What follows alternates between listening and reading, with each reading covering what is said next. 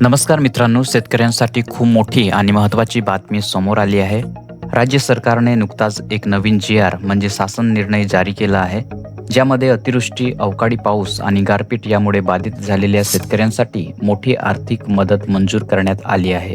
हा G.R.. 16 April 2024 रोजी जारी करण्यात आला असून ऑक्टोबर 2025 ते नोव्हेंबर 2025 आणि जानेवारी 2026 ते मार्च 2026 या कालावधीत झालेल्या नुकसानीसाठी ही मदत दिली जाणार आहे. मित्रांनो, या नैसर्गिक आपत्तीमुळे राज्यातील हजारो शेतकऱ्यांचे मोठ्या प्रमाणावर नुकसान झाले होते. अनेक ठिकाणी पिके पूर्णपणे नष्ट झाली, तर काही ठिकाणी उत्पादन मोठ्या प्रमाणावर घटले होते. हा व्हिडिओ तुम्ही कोणत्या जिल्ह्यामधून बघत आहात कमेंटमध्ये नक्की सांगा, कारण वेगवेगळ्या योजनांची माहिती व शेतकऱ्यांसाठी नवीन अपडेट आपल्या चॅनलवरती तुम्हाला वेळोवेळी भेटत असते. आणि जर आपल्या चॅनलवरती तुम्ही पहिल्यांदा आला असाल तर आपल्या चॅनलला सबस्क्राईब करून घ्या, कारण याच प्रकारचे माहितीपूर्ण व्हिडिओ तुम्हाला पुढे सुद्धा भेटत असतात. तर या पार्श्वभूमीवर सरकारने एक मोठा निर्णय घेतला आहे, त्याच्याविषयी आपण माहिती घेणार आहोत. या जी.आर. नुसार राज्यातील एकूण 66,312 शेतकऱ्यांना आता आपण जिल्ह्यानुसार आणि विभागानुसार माहिती थोडक्यात समजून घेऊया. सर्वप्रथम नागपूर विभागाबद्दल बोलायचं झालं तर गोंदिया आणि वर्धा या जिल्ह्यातील एकूण 1504 शेतकऱ्यांना सुमारे 1,13,00,000 रुपयाची मदत मंजूर करण्यात आली आहे.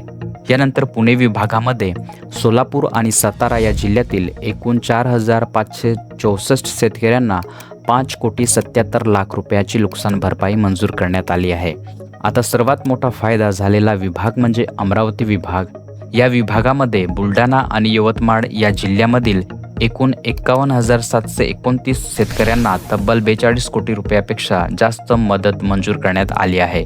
विशेष म्हणजे बुलढाणा जिल्ह्यातील सर्वाधिक शेतकरी बाधित झाले होते, त्यामुळे इथे मोठ्या प्रमाणात निधी वितरित केला जाणार आहे. नंतर छत्रपती संभाजीनगर विभागामध्ये नांदेड, लातूर आणि बीड या जिल्ह्यातील एकूण 8,515 शेतकऱ्यांना 4,44,00,000 रुपयाची मदत मंजूर करण्यात आली आहे. मित्रांनो, ही सर्व माहिती शासनाच्या अधिकृत जी.आर. मधील तक्त्यानुसार देण्यात आलेली आहे. या जी.आर.ची लिंक तुम्हाला व्हिडिओच्या डिस्क्रिप्शनमध्ये सुद्धा भेटून जाईल. आता सर्वात महत्त्वाचा प्रश्न म्हणजे ही मदत शेतकऱ्यांना कशी मिळणार? सरकारच्या नियमानुसार ही संपूर्ण रक्कम डीबीटी म्हणजे डायरेक्ट बेनिफिट ट्रान्सफर पद्धतीने थेट शेतकऱ्यांच्या बँक खात्यात जमा केली जाणार आहे.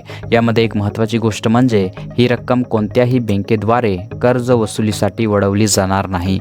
म्हणजेच ही सर्व रक्कम थेट शेतकऱ्यांनाच मिळणार आहे. तसेच सरकारने काही अटी देखील घातल्या आहेत. एका हंगामात एकदाच मदत दिली जाणार आहे. डुप्लिकेट लाभार्थी होऊ नयेत यासाठी विशेष काळजी घेतली जाणार आहे आणि सर्व माहिती ऑनलाईन प्रणालीवर अपलोड करून पारदर्शकता राखली जाणार आहे. आता आणखी एक खूप महत्त्वाची अपडेट म्हणजे KYC प्रक्रिया. मित्रांनो, अनेक जिल्ह्यामध्ये KYCसाठी लाभार्थ्यांच्या याद्या प्रसिद्ध करण्यात आलेल्या आहेत. ज्या शेतकऱ्यांनी आपली KYC पूर्ण केली आहे त्यांनाच या योजनेअंतर्गत पैसे मिळणार आहेत. विशेषतः बुलढाणा जिल्ह्यामध्ये मोठ्या प्रमाणात शेतकऱ्यांना लवकरच ही मदत वितरित केली जाणार आहे. म्हणूनच जर तुमचं नाव या यादीत असेल तर तुमची KYC पूर्ण झाली आहे का हे नक्की तपासा. तर मित्रांनो, ही होती अतिवृष्टी आणि अवकाळी पावसामुळे झालेल्या नुकसानीसाठी सरकारने दिलेल्या 53 कोटी रुपयाच्या मदतीची संपूर्ण माहिती. तुमचा जिल्हा या यादीत आहे का, किंवा तुम्ही कोणत्या जिल्ह्यामधून हा व्हिडिओ पाहत आहात कमेंटमध्ये नक्की सांगा. व्हिडिओ आवडला असेल तर लाईक करा, आपल्या इतर शेतकरी मित्रांपर्यंत नक्की शेअर करा. अशाच महत्त्वाच्या अपडेट्ससाठी आपल्या चॅनलला सबस्क्राईब करायला विसरू नका. भेटूया पुढच्या व्हिडिओ. तोपर्यंत जय हिंद, जय महाराष्ट्र. धन्यवाद.